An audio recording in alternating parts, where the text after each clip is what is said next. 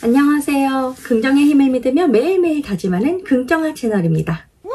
여러분, 긍정화 채널 1년 365일 채우는 게 이제 3일밖에 남지 않았습니다.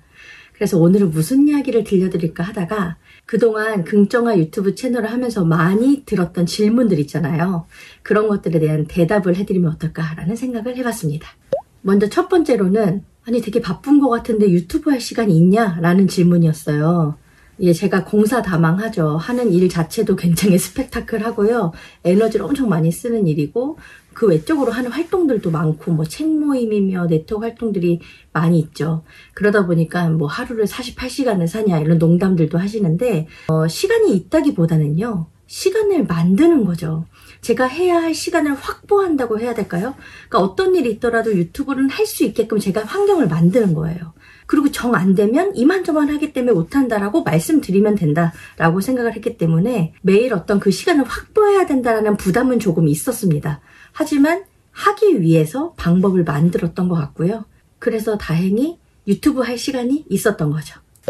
두 번째는 매일매일 유튜브 찍는 거 안 힘드냐 이런 질문이 있었는데요. 당연히 힘들죠, 여러분. 생각을 해보세요. 매일매일 어떤 주제를 막 만들어가지고 이야깃거리를 이렇게 전달한다라는 게 당연히 쉽지 않죠. 이걸 어떻게 내가 매일 한다고 했을까 이렇게 후회한 적도 있어요. 어려운 일이죠. 하지만 하기로 했으니까 어떻게든 한 겁니다. 세 번째 질문. 이거 중간에 포기하고 싶거나 하지 않았냐. 당연히 몇 번의 고비가 있었죠. 처음에 못 모르고 시작했다가 한 열흘에서 한 달 사이 이걸 어떻게 매일 하지? 라고 하는 두려움이 좀 엄습해 왔다고 할까요?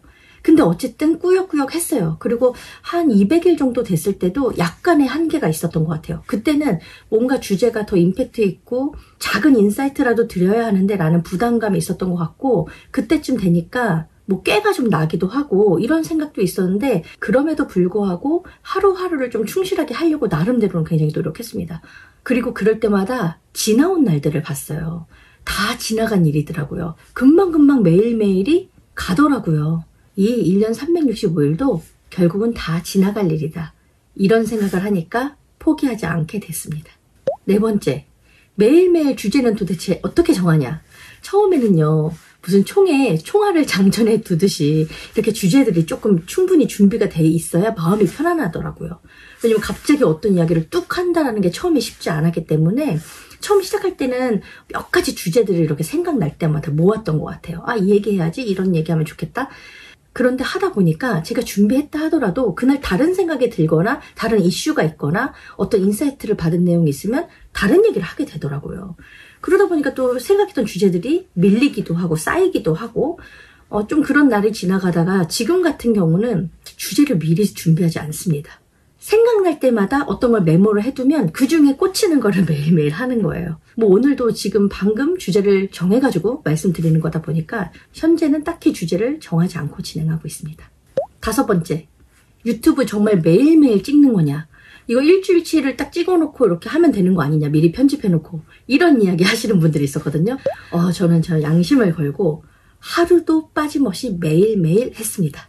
아마 낮에 저를 만나신 분은 그 복장 그대로 이렇게 유튜브를 하는 경우가 많았기 때문에 아실 거라고 생각을 하고 딱 하루 12시를 넘긴 적이 있었어요. 술 마시고 좀 정신없이 놀다가 들어온 날 자려고 생각해보니까 뭔가 허전한 거예요. 그래서 생각해봤더니 유튜브를 안 찍은 거예요.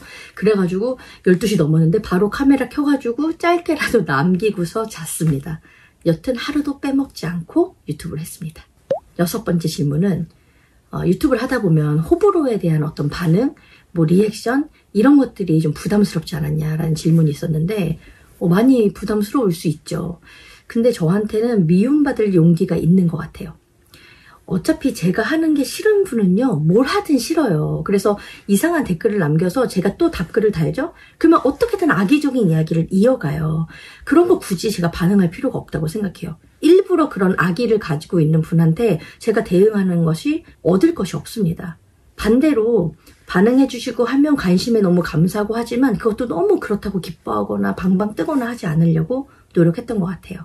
그냥 저는 저의 길을 간다. 누가 뭐라든 내가 하고자 하는 것을 하기 때문에 그걸 누구 때문에 흔들리거나 마음 상하거나 상처받거나 이래가지고는 살 수가 없다.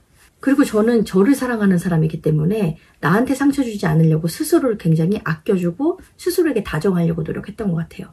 그래서 그런 다른 사람의 호불호보다는 그냥 제가 떳떳한지, 제가 부끄럽지 않은지, 당당한지 이게 더 중요했던 것 같습니다. 7번째 질문. 왜 1년만 하냐? 왜 더 하지 그래요? 아니, 저한테 그렇게 말씀하시는 분들 여러분들 해보세요. 1년도 쉽지 않았고요. 1년 정도 경험했으면 좀 충분했다는 생각이 들었어요. 그리고 아무래도 이 유튜브를 하는 동안 또 다른 것들을 놓칠 수밖에 없는 부분들이 생길 수가 있어요. 제가 1시간 쓰는 거를 굉장히 귀하게 생각하는 사람인데, 왜냐면 1시간 동안 할 수 있는 게 너무 많기 때문이죠.